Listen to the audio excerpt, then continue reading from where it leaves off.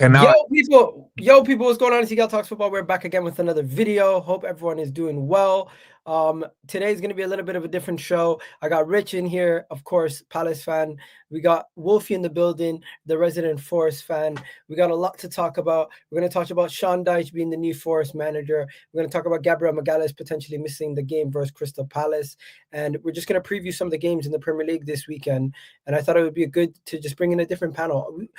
Aren't you guys sick and tired of seeing Chelsea, Man United fans on every show every single day? It's nice to bring in some diversity and have some other fans in the building. And of course, since we are playing Palace this week, no better time than to bring in Rich than this time right here. Now, please do hit that like button, guys. Please do hit that subscribe button if you guys are new here. And of course, if you guys want to get some nice jerseys like this, do remember to check out OK Jersey, the title sponsor for today's video and for the remainder of the month. And of course, you guys can use the code EGAL to get an 8% discount. I thought it was 5%, 8%. We got an extra 3% discount for you guys, ladies and gentlemen.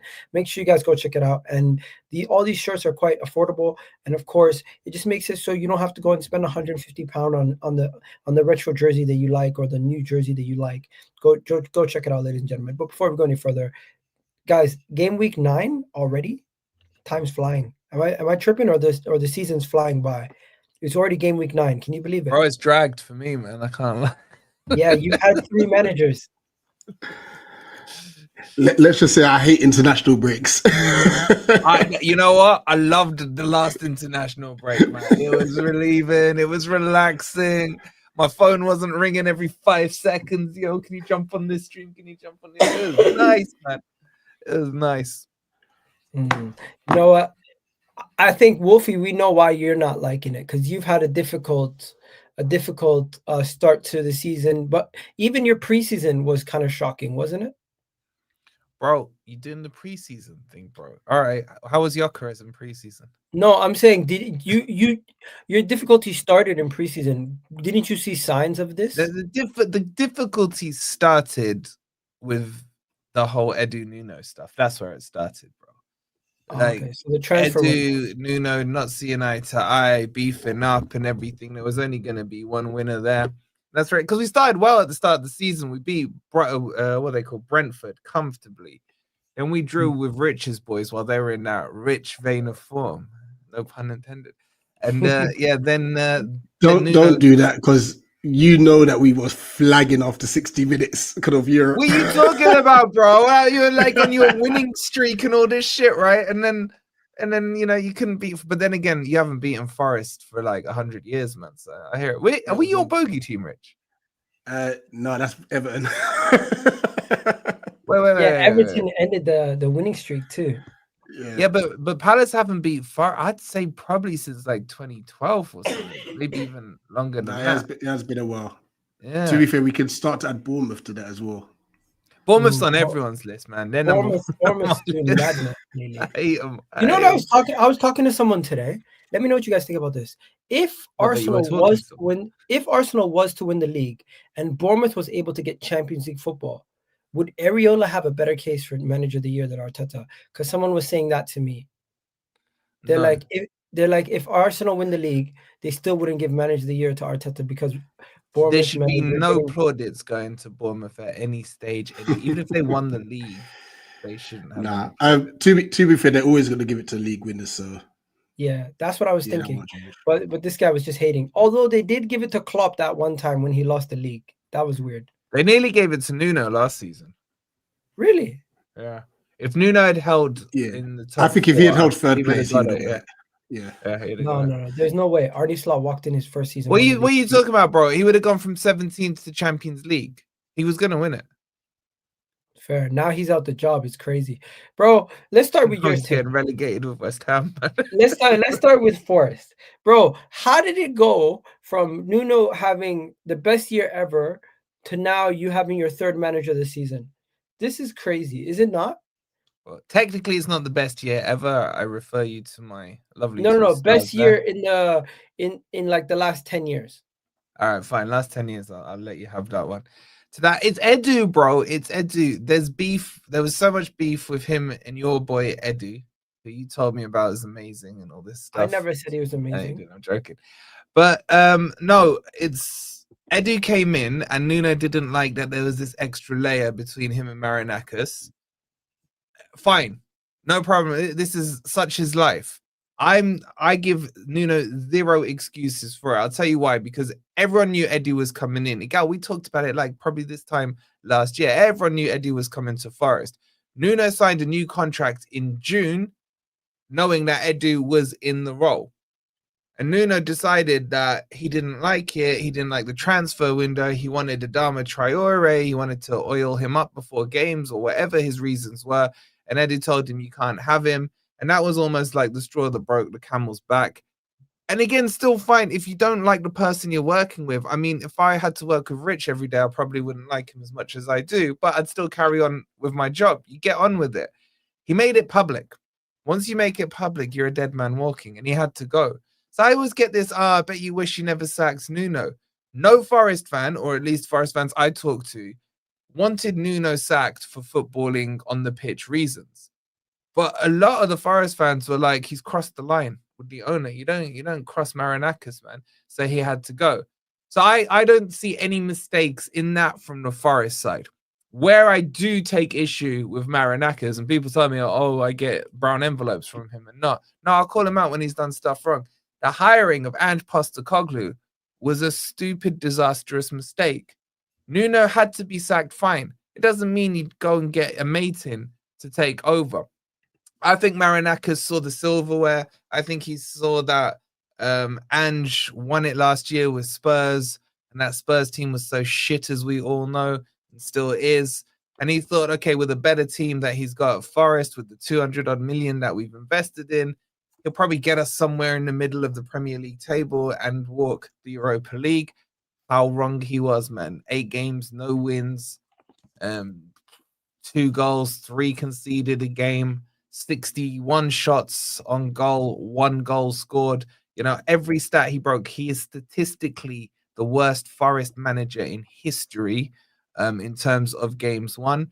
So that had to end. So it ended. So Marinakis corrected his mistake and brought Sean Dyche in. Now, did I want Sean Dyche? No. I'm very firm in that, because I see it not so much about Sean Dyche. I see it more about the situation being panicked. Forest are not in a relegation battle. The table is not reflective yet of where all teams should be. I know, Igal, you will argue otherwise because of where you are, but then you would have to tell me that Bournemouth are in a title race if you think the table has settled down into its correct positions. So I think it was a panic moment. I think you could manage Forest and get us at worst mid-table with the squad we've got, in my opinion. So I think the players, the squad is that good. And you saw it evident yesterday with Douglas Luiz and Anderson controlling that midfield for Forest. It was looking good. Now, what I credit Sean Dyche for is he's come in and he's just brought the Nottingham, if you like, back into Forest. They've had this massive PR spin campaign all week about Sean Dyche almost being this club legend who's never played a game for Forest. He was just there kind of through his youth time.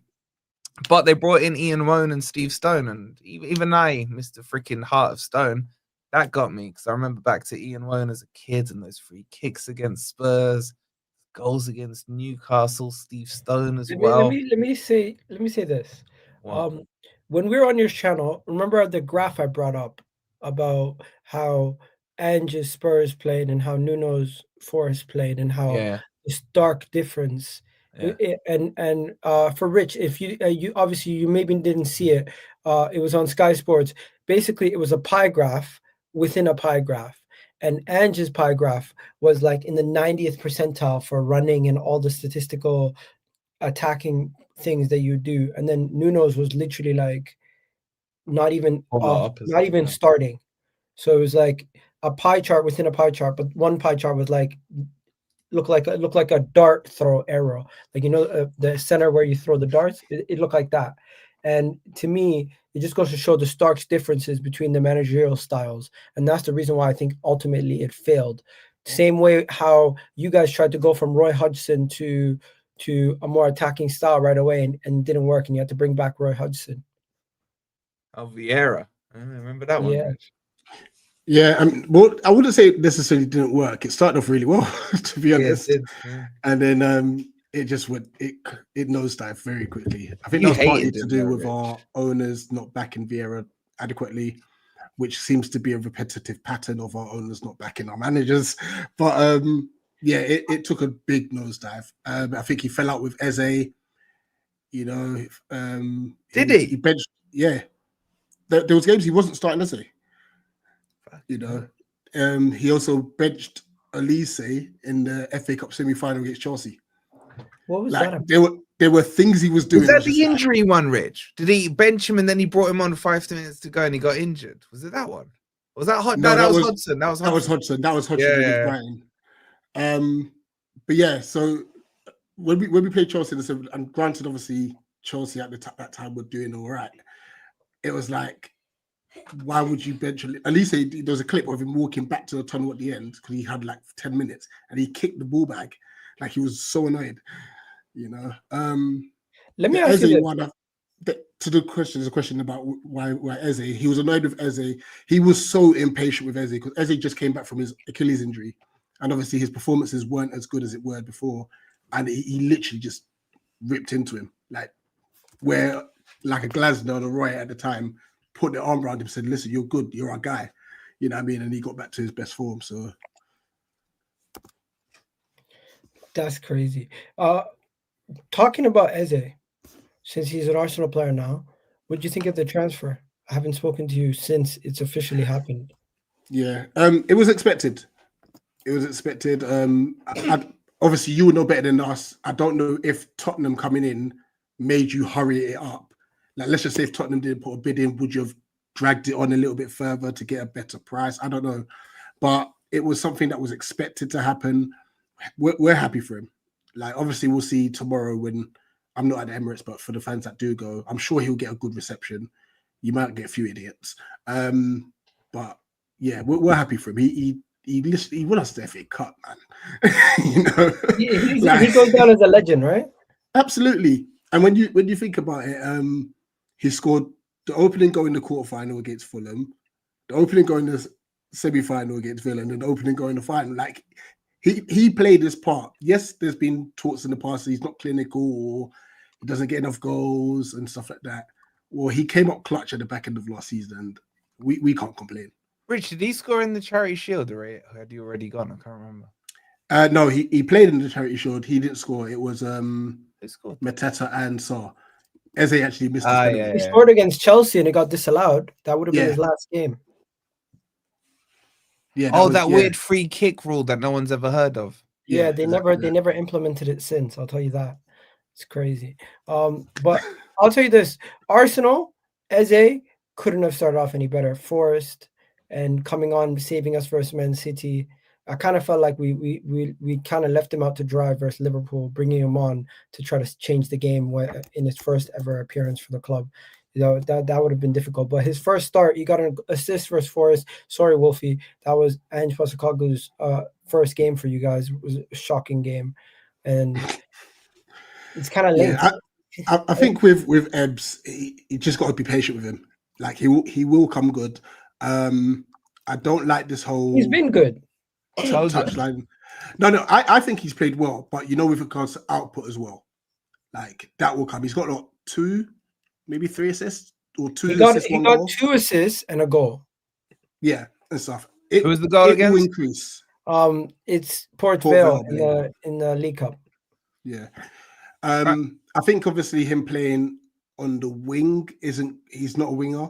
Especially, it sounds as if Arteta wants his wingers to hug the touchline. He hasn't played much in the wing because Odegaard keeps getting injured. He's kind of focused on keeping him involved in the what do you call it, in the middle. And the main reason I think he's played well there. He's been so unfortunate, like lots of block shots and stuff like that. But he's getting himself in those areas where he's trying to get shots off. And I mean, he played a wicked pass to Saka in the game on Tuesday, and obviously Oblak was very quick off his line. But that's what he can find, you know, in those pockets. I think he's the signing of the summer. Signing of the summer, I think, for Arsenal, I think it's Mosquera or Zubimendi, in my opinion. No, I'm saying the signing of the summer is Eze, full stop. Not Arsenal, not everything, full stop. He is that good. Wow. And you got to remember, he started really slow last season. Like, I remember we were talking about Rich last year, and you're like, Eze hasn't really done anything for us in the first half. And then he came into life in the second half. And I think he started fine at Arsenal. I agree with Rich. I don't think he's a wide player. I like him in that kind of 10 or high 8 or whatever it's called these days. But he's just a fantastic. And the fact that you lot took him from Spurs just makes him more beautiful, man. It really does. So like, I think he is that good. He's better than Xavi Simons and all the other crap that kind of came around. Prem proven. He's at the right age. He supports Arsenal. He's going to fight hard to play well for Arsenal. It's a perfect signing. And I don't think we've seen anywhere near his levels yet at Arsenal. And I think he's done all right. Yeah, Do you know what scares me, Wolfie? He's Look not at this got a Premier right League here. goal He's yet. due it, bro. He left in a very respectful Watch it come way. on Sunday. You're going to see one of them on Sunday, man. His first Well, Premier I goal don't is think going he'll to be celebrate against against you guys. I think He he'll have will a not. lot of respect. And that's something else to add, by the way. When you look at Isak, when you look at Vissa, when you look at Gyökeres, look what Eze did. He could have got injured. He could have got injured in any one of those games and blown the transfer of his dreams, with all due respect to Even when the Palace. transfer was done, there was moments where he was still willing to play in Europe for them. Yeah, that Thursday night, wasn't it, when you were doing the qualifying match? Yeah. I think obviously they had a discussion because at one point there was an agreement that Ebbs will play that playoff game, but I think they came to kind of like a mutual consensus. Like, look, we've got the bid that you wanted to give us. You can go. Like, we're gonna like respect your wishes and stuff. Yeah, because like, we didn't no lowball qualms. you like Spurs were. Spurs were trying to exactly lowball that. you. Exactly that. So what happened was we came back and we basically said, I feel like it was the perfect storm. We wanted him. Somebody got injured, unfortunately, and it led to us probably pushing to get him even more. And the whole Spurs stuff, if it's his decision, he was always coming to Arsenal over Spurs every day of the week. And to me, the Eze signing is genuinely one of the most like uplifting signings we've had in a while, because of the fact that we took him off Spurs, the fact that we kind of, it looked like the window was done and we weren't going to do any more business. And since he's come in, you know how many times he saved us? He literally saved us for City. He killed off the game versus Forest. He's had himself some good performances throughout this season so far already. And he's already one of the most undroppable players in the team because of Odegaard's injury. He's still nowhere near his levels, and he's playing well. And that's the thing. As I said, be patient. He's going to, when he gets there. He's ridiculously good, man. He's ridiculously good. You know who else is really good who hasn't gotten there? Gyökeres. What do you guys think about Gyökeres versus Atletico Madrid? Clunky goals, but he got himself a brace. And it's like, I just think once Gyökeres gets going, I think he'll be putting up top numbers. Like, I don't know. You guys see the amount of chances we create at Arsenal. If he gets going, it's going to be scary. I mean, he works very hard. Go, Wolfie. No, you go. Yeah. No, I'm saying, like, he works very hard. I think the 2 goals he got were massive for him, you know, and it encapsulates what a number 9 needs to do. Like, it may look messy. He's in the right place at the right time. I believe one of them was an Eze shot, which just ricocheted, but he's there, you know, and sometimes you need that tap in or that one to come off your shin or your toe or whatever to kickstart your season and stuff. Obviously, he's so much used to playing in the sporting side where other teams, they don't really low block. So he's got so much space to run into in the back. At the Emirates, you're going to get a low block. You know? So once he gets around that, he'll be fine. You know, yeah. I think, yeah, go ahead, Wolfie. I don't think he's been that good. That does not mean I don't think he will be good. I just think you as an Arsenal fan base need to decide, because the narrative keeps switching. At the start of the season, don't care if he's not involved as long as he scores. That's what we want. Gunman up front. Fine. I like that. Haaland, you could argue, has done it for many years where he'll have 8 touches in a game and 2 of them are goals. That's not a problem. I think that's fantastic. What I noticed over the last few weeks is Arsenal fans are starting to tell me, well, yeah, he's not scoring, but he's linking up the play, he's getting involved. I'm like, but I thought you wanted him as the gunman that's been missing for the last 6 years. So, like, just get your stories straight. I think he's going to score you loads of goals. I don't think he's going to be that player that you saw at Sporting, because exactly what Rich said is weaker leagues. And I think he'll be absolutely fine. But I just feel that there's this over defense league of Gyökeres from the Arsenal fan base, mainly because he has been heavily attacked by mainly Liverpool fans, for example, about his lack of output, even though he scored more goals than probably their two big signings combined in Isak and Wirtz. So I just think, like, stop feeling the need to defend him, because he will score goals. It's not going to take him long to adapt either. Remember, this is a guy who played a few seasons in Coventry. I'm not saying it's the same level. I'm talking the culture here. He's been in the British culture. He knows how everything is. So he's going to be absolutely fine. But just stop switching the narrative, man. Let him be your gunman. Let him score the goals. Those 2 goals were very average. People are used to aesthetically pleasing footballers, and they don't want somebody who's just going to be a finisher. And it's really gone backwards. Like last year, Chris Wood, for you guys, he just finished all those chances. He wasn't sitting here trying to do flick-ons and everything else. Don't get me wrong. I never saw Chris Wood dribble the ball from the halfway line and then, dink. Well, he did it against Newcastle. But outside of that, I haven't seen that. A goal scorer is a goal scorer. I don't care how the goals go in. I don't care if all his goals come from Declan Rice corners and he heads them in from 1 yard. They all count the same. Bro, there's still a portion of our fan base who are still dreaming about Sesko. Like, there is player FC for players who haven't even signed for your club. It's weird. There is people out here crying about the fact that Liverpool have Isak and Ekitike, and even though we're top of the league. I seen a video the other day, a post somebody posted. It was Josh Kroenke and Berta taking notes of something, and the person wrote they're regretting the Gyökeres signing. I'm like, what are you guys doing? Like, do you guys think because a player doesn't score in like 5 games they're finished? To me, it's just ridiculous. If we were doing bad and we were back in our banter era, you guys would see how bad our fan base is when it comes to overreacting. It's so But there bad. is a lot of look, let me tell you this. When Chris Wood came to Forest, I used to call him Deadwood. He was the shittest striker I'd seen in years. He looked rooted to the spot. And that was under Steve Cooper. As soon as Nuno came in, he just turned into this beautiful Oakwood man. And he just didn't stop scoring. Yeah, do you know what I'm saying? We had the same thing with Mateta. Yeah, Mateta was so crap. I remember, Rich, we were talking about him and you were like, should we swap? Because it was roughly the same stages. Both strikers were really crap. And no, but Mateta was always like a promising player. Nah, he was crap at the start. He was really bad for us. Yeah. Really bad. Really crap. Chris Wood was doing his thing at Burnley. No, my point is both your guys had come into the clubs doing okay at their previous clubs. Am I wrong? Nah, Chris Wood was at Newcastle. He was like 2nd or 3rd choice there. I think he'd scored 1 game in 10. Did he go? Did he go from Newcastle from Burnley? No, he went from Burnley to Newcastle. And then to Forest. No, I meant it that way. I meant he went from Burnley to Newcastle. Yeah. He was the backup for Isak and Callum and Wilson. Callum Wilson for a bit, and then they got rid of him. But you know what? Newcastle also got rid of Tony, and Mitrovic. Maybe just some Tony players at Newcastle. Yeah, Tony was at Newcastle. Mitrovic very young. Yeah, when he was younger.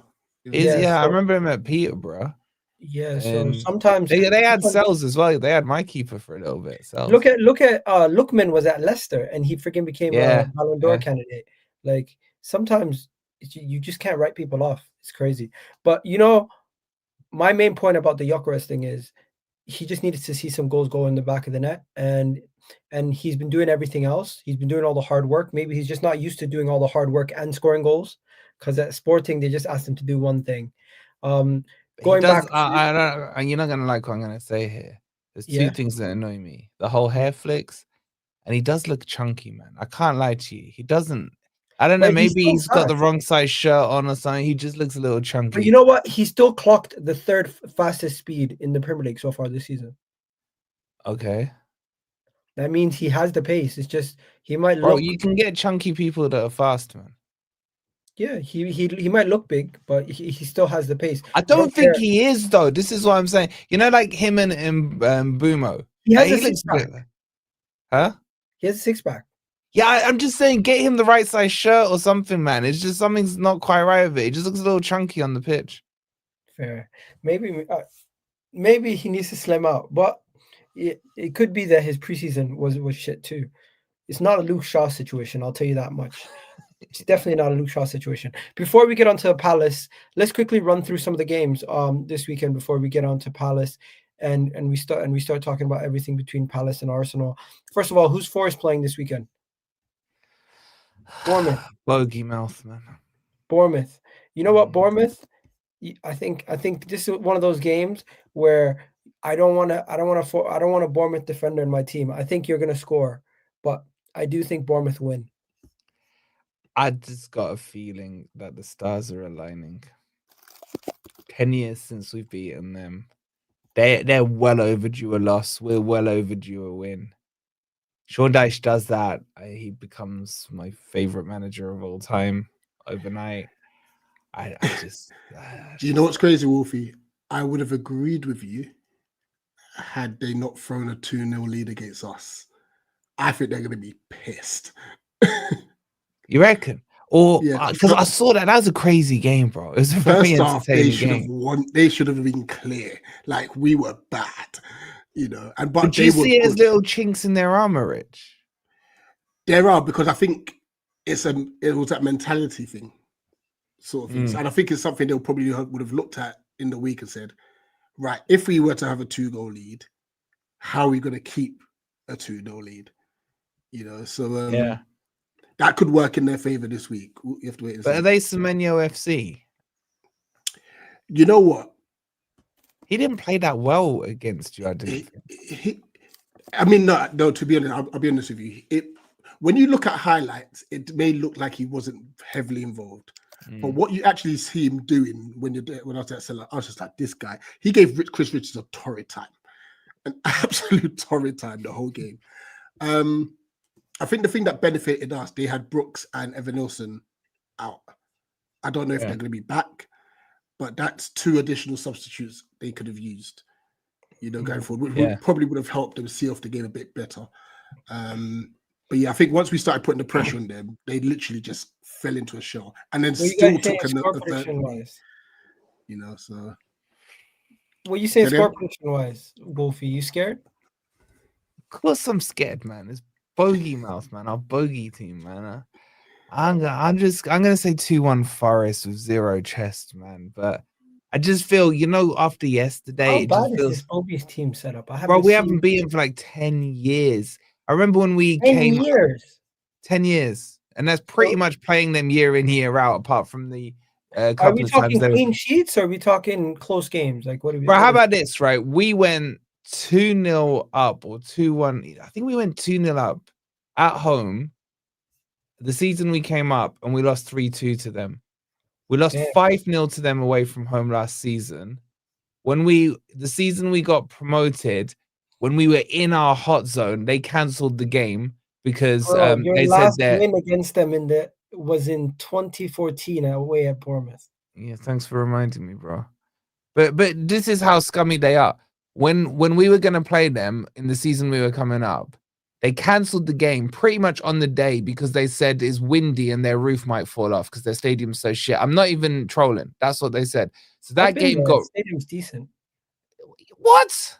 I like the vitality. It's so small and cute. I think my garage is bigger than it, man. It's like small. capacity's like 12,000, man. It is small. It is small.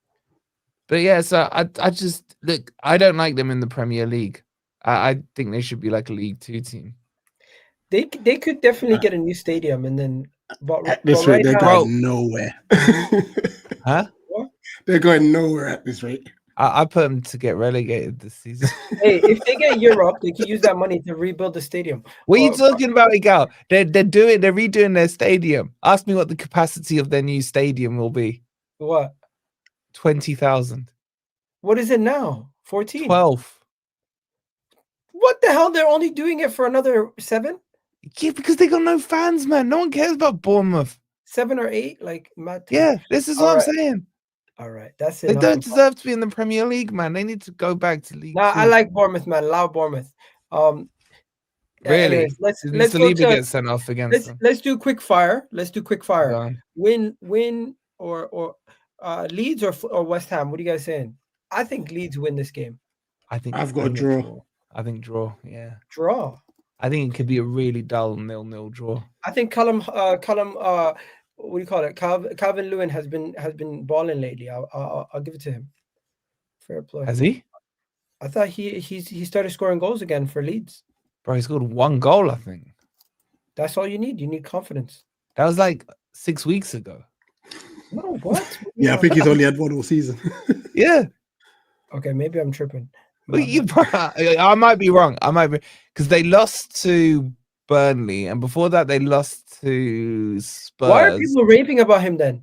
Yeah, because he scored against Wolves, and then he had a couple 90-minute performances where they drew to Bournemouth, they lost to Tottenham, and did they lose to Burnley also? Burnley 2-0, yeah.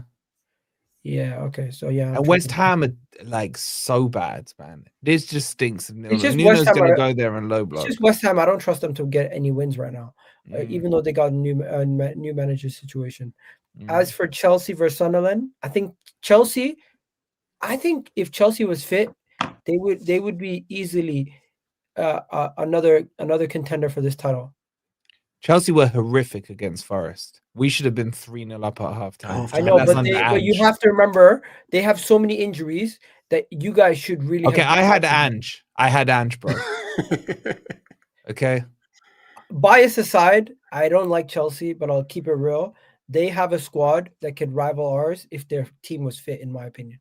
I disagree. They haven't got a good enough. They don't have the defense and goalkeeper, but I do think the midfield and attack, they have a decent enough squad where they could compete. I like on that regard, their defense ain't great. Their goalkeepers not great, and as you can see as an Arsenal fan, defenses win championships, and that would be their downfall no matter what. Fair. But they win this game. They win that. Probably. Yeah, they beat. They probably win this game with a clean sheet also. Yeah, it depends. The Sunderland keeper is excellent. If he has, it depends. Yeah, it depends which Bro, he had a worldie against you, didn't he? Oh my gosh, he had a worldie against us as well. Yeah, Sunderland keeper is that good, man. I'd say he might be the best keeper in the league, man. Like honestly, he single-handedly won them the game. Pickford, Raya. No, whatever. Like, once you're done here, if you've got a spare moment, go and watch the Palace Sunderland. Not even top 5. Watch how many saves he's made. Yeah, but you're judging this on clean sheets and stuff. I'm judging it on keeper ability. This guy is crazy. He's on drugs or something. I'm gonna have to keep an eye on it. He's cool. What's his name? It's right, Roofy or something. Royce, yeah. What about Newcastle versus Fulham? Newcastle should win, right? They should do. Newcastle's on a roll lately. You say they're on a roll, bro. You say they're on a roll. Didn't they mess up their last game? No, I mean that Voltomatum guy looks like he's balling for them. They lost to Brighton, wasn't it? Didn't they lose to Brighton last week? Yeah, 2-1. 2-1, yeah. But I think Brighton's their bogey team. They won their game versus Benfica 3-0. They lost to Brighton, yeah, but then they beat you, and then they won 4-0 in the Champions League. Yeah, you know. They've lost 2 of their last 3 games in the Premier League. It's just the Champions League games have made them look good. Yeah, I think they win it. Fulham have lost 3 in a row, I think. There's context. They played you and played a couple of other. Although Fulham is good away from home. I just like Marco Silva, man. He's my future manager, isn't it? So. But Fulham could be in trouble this season. Their squad is really bad. Really bad. Nah, there's too many bad teams down there for them to worry. Their squad that good. West Ham, Wolves, Leeds, Burnley. Yeah. Forest with Ange would have been. I think Forest will be all right. Don't worry. I'm not worried. I don't know. I think Newcastle will win that one, but I think Fulham could be in trouble. I think they could be in trouble. I'm not too worried about Fulham yet. Man United, could they win their 3rd game in a row? Who they got? Brighton at home. Brighton's a bit of a bogey. 5-0 United. I'm going Brighton. I'm going Brighton to win it, you know. Yeah. Is that Old Trafford? That's your rivals, right? It's at Old Trafford, yeah. Could I United, just hate Man U, could bro. United, do you guys see United Strand ever cutting his hair? That guy that needs Man United to win 5 games. That was a ridiculous 5 wins in a row is a lot for any team. Bro, Arsenal, Liverpool, and City last year did not get 5 games in a row in the Premier League. Hands up if you did. You did. Hands up if you got 6 in a row. Hands up if you got 7 in a row. What was your record? What was your 7 record? in a row last season. 19, right? Games undefeated. Oh, no. We had a lot of, that was us, but we had a lot of draws. Yeah. We had a lot of No, we won 7 games in a row last season. You know what? I think United beat Brighton, but eventually they're not gonna get 5 wins. That United Strand guy's never cutting his hair. Yo, we've got them next week. He's gonna have to forfeit and just cut it eventually. Brentford versus Liverpool. I think Brentford. You know what? Did you guys see? What's called Arne Slot's recent interview? The most recent one he did just a couple of days, just an hour ago. He is out here bitching 24/7, and I'm sorry for my poor choice of words. But his words were the main difference between this season and last season is the styles we faced. He said something about the ball being in the air and stuff. Look at how many long balls we've already had to defend. 178 in 7 games. In the United game, we had to defend 59 long balls. So they had to do their job. So he's basically out here telling people that playing the ball long against Liverpool doesn't suit us, and teams should try to play the ball long because then they'll get better results against us. And if they don't, we'll probably get the win. I'm sorry, the guy's an idiot. He is. Do you know? I'm sure we were on panels last season ago when I was saying he had it really easy last year, and I was intrigued to see how he would react to pressure. And do you know what? When I was saying that, I was talking like March pressure, April pressure, not October pressure, man. The guy's absolutely folded. So, you know what, Peter? If you don't like me, you can get banned. Go fuck yourself. Anyways, let's continue. People coming in the chat. If you don't like me, you don't have to watch. If you don't like me, you don't have to come in my chat. Why do people watch people they don't like? Have you ever sat down with your missus and gone, yeah, and she's like, you know what, Friday night, what should we watch? And like, could you imagine if I said to her, let's watch, I don't know, let me think of a film, like Lethal Weapon or something. Let's watch a Mark Wahlberg movie. I don't like Mark Wahlberg. Yeah, no. Could you imagine? She says, I don't like that film. I'd be like, you know what? I don't like it either. Let's watch it. Like the logic is just ridiculous. Is it me or him talking about teams playing long balls against Liverpool? He's basically giving people the blueprint on how to beat Liverpool. Yes. Why would you do that as a manager? Why would you openly speak about in interviews the reason why you're losing games is because of the style of the opponent, and then when you win a game, you praise the team that you just beat for not playing that same style? Because he's cracking under the pressure, bro. Yes, yeah, that's why he's looking for excuses. You've seen this with managers before. I've seen it with Ten Hag. You've seen it with Ten Hag. You've seen it with Liverpool had it before. Remember Rafa Benitez with his Rafa facts and all this. This is what happens to managers once they get pressed on pressure. And you've seen managers complain about low block. Do you remember Mourinho when Sam Allardyce, 19th century football and all that stuff? This is their coping mechanism to deflect away that it's not my fault. So it's pressure, and I've been very surprised that he's cracked under pressure this early. Okay. Because it's funny that pressure wasn't there when they won 5 in a row. Exactly. Oh shit! You know what? Exactly. I messaged if you wanted to join. Let's see if he still wants to join. But we're going to talk about the Arsenal game right now. Just Who? What if we don't like him? Rums. Rums. I don't mind Rums. I like Rums.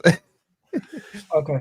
Okay. Let's quickly go into the Palace game, and then we'll finish off with Villa, Burnley, and Spurs in a bit. Gabriel Magalhaes. You know what the update is with Gabriel Magalhaes' injury situation? Basically, he came out of the Atletico Madrid game with a little bit of a knock, and Arteta has not been taking any risks with anybody this season. Whenever somebody has any issue, just take him out. We have enough cover across the pitch, and Christian Mosquera played right away.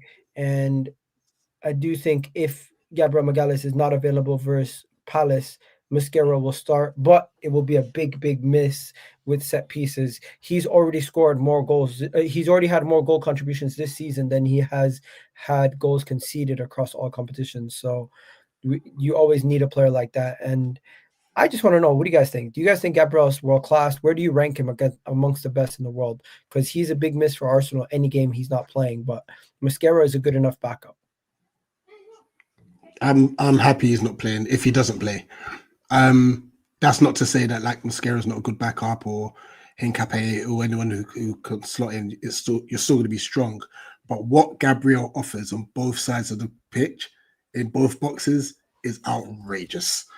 You know, I've watched games of Arsenal, whether it's highlights or full 90s, where oppositions have got like 5 or 6 different ways to try and stop him and can't stop him. Like, he's an absolute beast, you know. So if he does miss the game, it's a little bit better for us, 100%. I mean, it still doesn't mean that Declan Rice won't still whip in an absolute worldie like he's been doing and someone else scores a header. But yeah, it does help. I think he's... I don't like throwing world class around because I think he gets banded around too easily, but he's a top defender. Yeah, I agree with what you're saying on world class. Apparently, everyone's world class once they've had one good game. For me, world class is about those who have won trophies and, you know, done it consistently, season in, season out. And I'm not saying that's not about him. I'm saying for him to become world class, then go win the league, and then that's talked. But that's just my definition of world class. So, I think he's excellent. He's brilliant. In fact, I would say he's developed as well in the last couple of seasons. I think early on, sometimes he'd be quite rash in some of his challenges. I think he's more mature in the way he goes in. He knows when to go in, and he's become, as Rich said, a weapon up front as well. Could we chuck it out that he's the best Premier League centre back right now on form? Yes. So yeah, no, I think he's better than Saliba this season. One second, just to be clear, no Arsenal players world class until they win a trophy. Is that what you're saying? They could win it on an international phase. They could win a World Cup, couldn't they? Okay. Is Declan Rice world class? He won the trophy with West Ham. Bro, that ain't a trophy, man. That's a lantern. Like, seriously. Got him. Come on. Like, seriously. Yeah, I'm not saying that you're not wrong in the sense, Wolfie, but I think the trophy discussion does become flawed. No, but this is no. It doesn't because as a world class, he won. Okay, hold on. No, not in my definition. When I talk world class, I am talking about Zidane, R9, Messi, Cristiano Ronaldo. That's world class. That's world class. Are you going to tell me that you would put Declan Rice into that band of players? Yeah. I would put Declan Rice in the world-class category, if that's what you're asking. No. I've just named you the category I have that's got world-class in it. No, but what you're talking about is like legends. No, I'm talking about world-class players. No, I think there's difference between Zidane and a world-class player. Okay, so forget the definition of the word. Are you putting Declan Rice next to those names I just mentioned? I think Declan Rice could finish his time. Not could finish today. 1 second. Once he starts winning, then you have those conversations. Yes, I agree with you. I agree with you. But also, a lot of the stuff that I talk about on a regular basis doesn't get validated until we win. So the best defense in the Premier League, correct, the best set piece team, the best youngster that's become an academy player, that's become a regular player in Saka, or Saliba being one of the best defenders also. Timber, all these things, Raya, none of them mean anything until we validate it with that silverware. So I agree with you on 110%. And this is why I get irritated that we haven't won over the last 3 years, is because you could see by the sheer numbers and what we've been doing since 2022, 2023, we are amongst one of the best teams and we have some of the best players. It's just none of them will get credited historically until we win. So I do agree with you there. But one thing I do dislike is whenever we speak about a game or an individual, Wolfie, it becomes what have you won? We can't No. That's for world class. We can't conflate the two things. That's what I'm not complaining the two things. My categorization is different. Declan Rice is an excellent player. And he probably walks into most teams across Europe. Declan Rice is one of the best players currently in the world. But Declan Rice is not world class yet. That's all. It's a categorization wording. I have classification, like you have alien, like Messi, Ronaldo. You have elite players in their respective positions that are potentially Hall of Famers in their respective teams. Like, for example, Van Dijk, right? And then you have players who I consider world class, who are amongst the best in their position. Like I would put Yamal, Saka in the world-class category for that right wing position. See, for me, I would say world-class currently from players in the Premier League. You're looking at Haaland, you're looking at Salah, you're looking at Van Dijk, you're looking at Alisson. Those guys are elite. Those guys are elite. Yeah, but I'm saying my definition of it. I think everyone goes too early, too quickly on who's world-class and who isn't. You need to see a long sustaining sample size. There's about 30 world-class players in the whole world. Yeah, I'd probably say that's about the pot. That's about the pot. And I do think Saka and these guys are in that. They need to win something. All right, fair enough. Bringing it back to the next thing, Gabriel Magalhaes, I think he's one of the best defenders in the league, and he has been this season so far one of the best, and it's going to be a big miss. As for Palace, Palace have been good. No disrespect to you, Rich. I think Palace have been good, but with your last couple of results, poor results in Europe, playing in Europe, and then having to play Arsenal in such short turnaround from Thursday to Sunday, I do think there's just going to be a little bit of carryover, and you're going to see a little dip in your performance in this game. And Arsenal is going to be fully rested off the back of playing Tuesday with a couple of players being rotated, like the fullbacks. And I do think we win the game. I don't think it's going to be, I don't think it's going to be that ugly for you guys. It will be like it will be a 2-0 win, but it will be like 1-0 for majority of the game, and then the second goal will come in late in the game, and we'll just kill off the game 2-0. I don't think it's going to be like a battering, like 3-0 or 4-0 or like that. You're right in saying our last 3 results have not been good. That's Everton, Bournemouth, and last night against AK Larnaca. The only positive I can take from those 3 games is that we've been the downfall. It's been our fault. We've not taken our chances. That's literally the reasons behind the 3. Even with the Bournemouth game, granted, obviously, that first half we were terrible. Mateta had 6 opportunities. Granted, he scored 3. Everton, we should have been 2 or 3-0 up before we conceded that penalty. And last night, we couldn't hit the target for Toffee. I guarantee, give us another 90 minutes, we're not hitting the target. Like, it was that bad with our finishing. And they had 1 shot. Absolute screamer, by the way. Yeah. They had 1 shot yesterday. Bro, what was that pass? Who was it at right centre back? The kid. Campbell, so the young kid that we signed. That was suicide, man. It was a terrible pass, but I was also a little bit annoyed with Henderson because I think he should have just booted it upfield. I don't think we needed to play out from the back at that moment there, but it happens. Look, the Arsenal game was going to be difficult regardless. We could have still had this unbeaten run and still turned up at the Emirates, and that's a hard game. So our form is partially irrelevant to how the game was going to go anyway, in my personal opinion. Yes, we might have had a bit more confidence, but Arsenal was going to be difficult regardless. I think set pieces was going to be a massive factor, and it still will be. But like I said earlier, if Gabriel's missing, it gives us a little bit of a better chance. Don't forget, we've scored set piece goals with Gyökeres, Zubimendi, Timber, and Timber's not that necessarily that tall. It's not about one individual with our set pieces. It's not, but he is outrageous. It's Gabriel, the delivery. you know, it is delivery. But what I think, it is the delivery. the delivery is 100% spot on. But what I would say, with a Gabriel, if he doesn't win the header, he's causing so much carnage that someone else will. Yeah, You know, that's how good he is at that aspect of the game. So we're still going to have problems with your set pieces. I 100% agree with that. But taking someone out of his caliber helps. It's not going to negate it completely. It just helps. Rich, You know, do you think? Two questions for you, Rich. Do you think Yeah. yesterday Glasner was right to rest Kamada and Wharton? That was the And biggest do you mistake think he he made. did it with Arsenal in mind?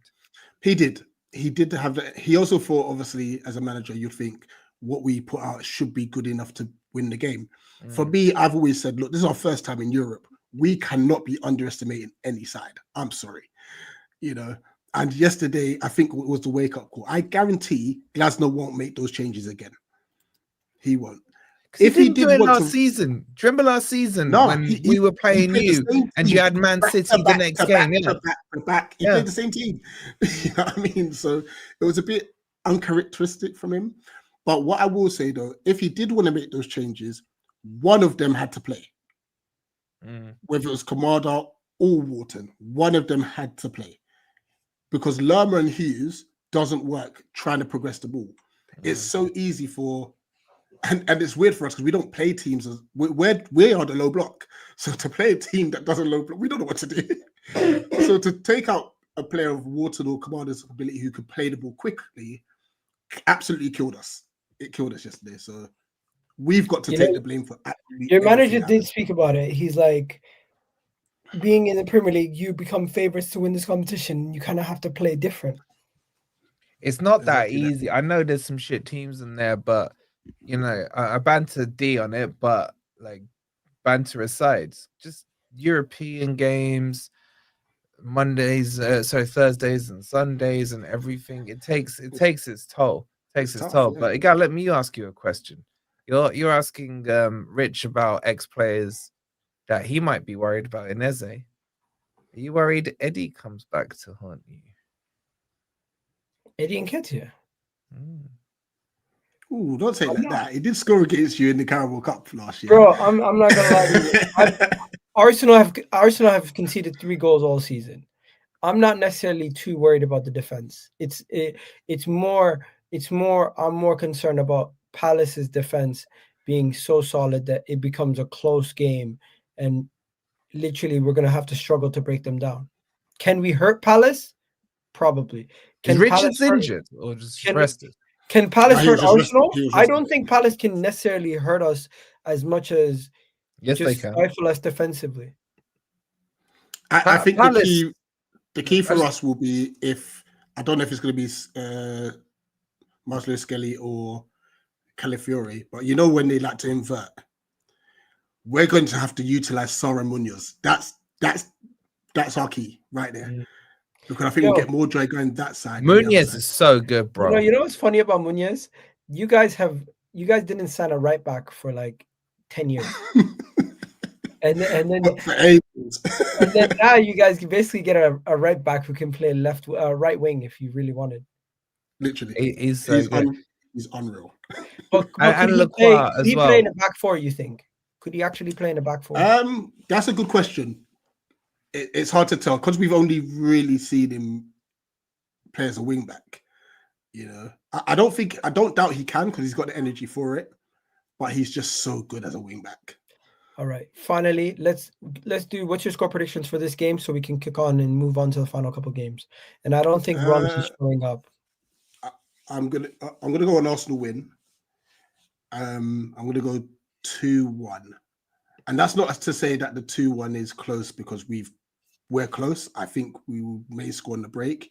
I think it will be a convincing Arsenal performance, which is only just 2-1. Yeah, I think it's a disaster waiting to happen playing Arsenal away after playing a European game on Thursday. I'm going to go 2-0 Arsenal win. I'm gonna go 1-0 Arsenal. I think it's gonna be a gritty game, but I wouldn't be surprised if Palace come away with a draw. I know you've hit a bit of a rough patch in recent weeks, but I just think this suits Palace. I think Palace will be up for this. They'll see this as the Liverpool challenge. Do you know what I mean? I wouldn't be surprised if Palace come away with something, but it should be on paper. Arsenal. It's ironic. We got Liverpool on Wednesday. All right, let's quick fire some of these. Burnley beats Wolves. Do you guys agree? Wolves are at home. Burnley are away. Draw. I say Burnley win. Yeah, Wolves are Burnley terrible. 2-1. Wolves are dead, aren't they? They have to at some point get a win, but I'll go a draw on that one. Villa versus City. Nobody seems to be able to stop Haaland right now, and the way that Unai Emery's set up, I'm not gonna lie to you guys. Has Unai Emery done any changes to his setup in 3 years? Like, but you got some pure agenda with Emery, man. No, it's actually fact. Like when you actually watch the way that they play from the beginning to end, the way they build up, everything is the same for So what? It works. years. It becomes predictable and it's easier to defend against. You have so much more evidence on how to They're stop. 4 in a row in the Premier League, aren't they? It can't be that. Yeah, predictable. they still have had shaky moments this season. You and Hooks, man. You got some pure Emery agenda, man. Unai Emery is not a good manager anymore. He, in my opinion, he is simply going based off of his previous successes. Everyone's baking him up. He lost to the Eagles yesterday, didn't he? Go ahead. Yeah, look at that's supposed to be his competition. Do you know what annoyed me about yesterday? I really wanted to tweet that out about the fact that Emery struggles against Eagles, and then we went and lost. I was like, yeah, I can't say 9. Well, at least the Eagle won yesterday, Richard. They're not connected to your multi-club group, are they? Yeah, we don't have one of those. I tried to catch him out. By the way, talking about the final game, I'm seeing Spurs fans getting upset about what do you call it? Thomas Frank saying the football is boring, and dare I say it, if he continues, they might want him sacked too. They don't know what they want. No, because basically they're saying Thomas Frank's football is good defensively, but he's not used to being he's not used to being the main man. He's used to being the underdog. So he doesn't know how to go and play every game and attack opponents. He is crap. But they're still. You really think he's crap? They got 15 points in the league or something like that. It doesn't look like they're going to lose 22 games. I think they should just count their blessings right now. Yeah, but they've played no one. They've played absolutely no one of any real meat in the Premier League, apart from Man City, but they're their bogey team, right? I think here's the problem. Thomas Frank is their version of Potter when he went to Chelsea. The guy coming from Brighton where he's got no real pressure on, can get a good team, people praise him and what have you. That's Thomas Frank for you. But Thomas Frank is a defensively minded manager who likes to play on the counter-attack. And when you go to a stupid club like that, where their fans are probably the stupidest in the league in terms of delusions of grandeur, then what do you expect? Because Spurs fans don't know what they want. Do they want trophies? No, because they sack a manager. I'm starting to think that you hate Tottenham more than Egal hates Tottenham, and he's also my brother supports him, man. I hate their guts. So, like, well, because you know what it is, he has to deal with them looking down on him. Looking down on me. Yeah, bro, I wouldn't even look at Spurs, let alone look down or up at them, man. Like, my brother supports them, man. My brother's an idiot as well.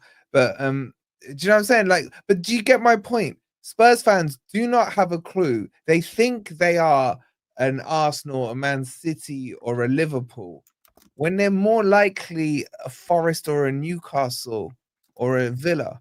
If we're being realistic about it, the only thing that makes them a big club is that Beyonce goes to their premises every now and again. That's it. Let's be real here. And the NFL, they make a lot of money. Exactly. They're the sixth best at returning income every year. Yeah, exactly. And what do they do with that income? Nothing. What do they do the one time they win a trophy? They sack the manager. It's a joke of the club.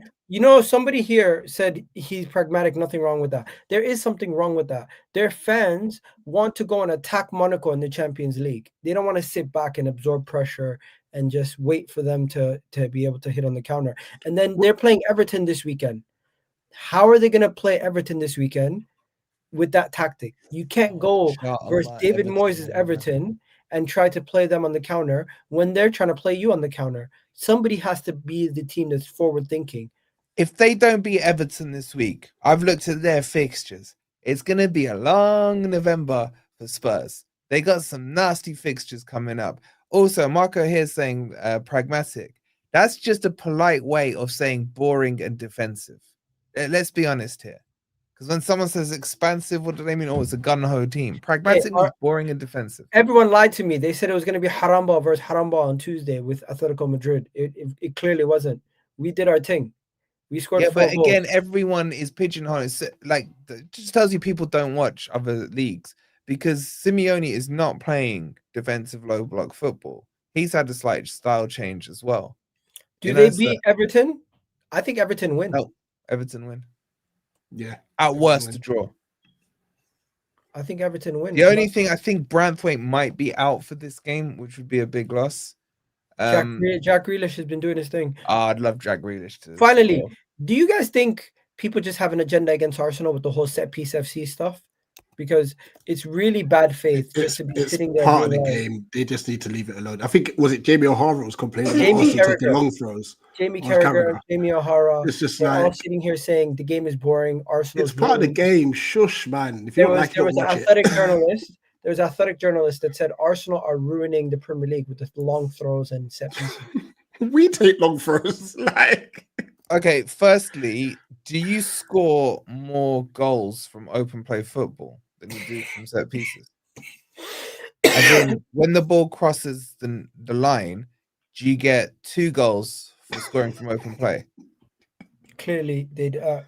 Because I don't understand. Because surely a set piece goal and an open play goal have the same numerical value of 1. Okay? I know, but you know the question was asked to Arteta was, do you not score enough open play goals? That was the question he was asked today.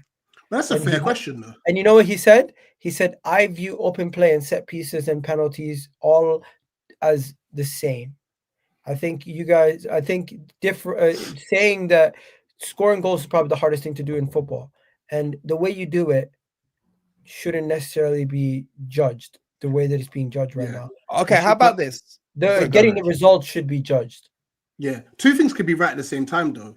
He may not score many open play goals, but he's scoring set piece goals. A goal is a goal. You can't criticize one and not praise the other, if that makes sense. So okay, but let me say this to you. Okay, I've studied Arsenal's corner goals or corner routine because I know you know, Rich. I manage an under-15s team. I set them up for the same thing, and do you know what? We scored a shitload of goals doing it last season. And do you know what? It's not Arteta's problem. It's the problem of the other 19 managers. It is there, easy to study, easy to look at how they set up. Therefore, figure out how to. Wolfie, you're saying you're a better manager than 90% of the league. No. I did what Arteta did, or whatever your set piece coach is. I'm saying I used it and it works. It's like if there's working in the Premier League, I'm going to bring it to the net. Exactly. Yo, my son, he's left-footed. He's left back. He's taken the in-swingers from there. You know what? He scored 4 goals last season direct from corners. Absolutely. But my point is this. Arsenal, it's not an Arsenal problem. It's an everybody else problem. Because, would it be fair to say for the last 2.5 seasons, your corner routines have been pretty much identical? You've changed the amount of men that you load up towards the back area. If you notice, you've left a couple more in the middle. It's a very slight tweak. Therefore, if you're playing Arsenal, figure out, watch the videos, look at the runs of these guys, see what they're doing, stop them. Why would you stop something that's working? It's like saying, oh, I've got Janino taking free kicks. It's a cheat code. I'll stop him from taking free kicks because it's not fair on everyone else. It's just so stupid, man. It's mad. What I would actually do, and I'm no expert and stuff, because this could possibly not work either. If I was Glasner, I would get our 2 best defensive headers of the ball. So Maxence Lacroix and I'll say Chris Richards, and make them play on the posts, because Arsenal's corners tend to go front post or back post. They don't really aim for the middle of the goal. They tend to look for the second phase. and that. How about this? At the Just keeper, have it's usually around the keeper. just have everyone around the goal, because that's where 90% of the goals happen. I think Yeah, it's it's aimed penalties at will the be conceded as well, though. It's aimed at the keeper, either behind the keeper or in front of the keeper. What you're saying there, Rich, but it's an in swinger every single time. Yeah, it's How about this? Yeah. Go and mark the guys properly. Don't let them make the run.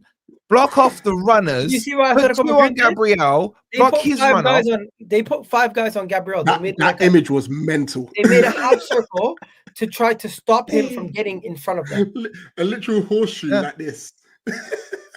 5 guys.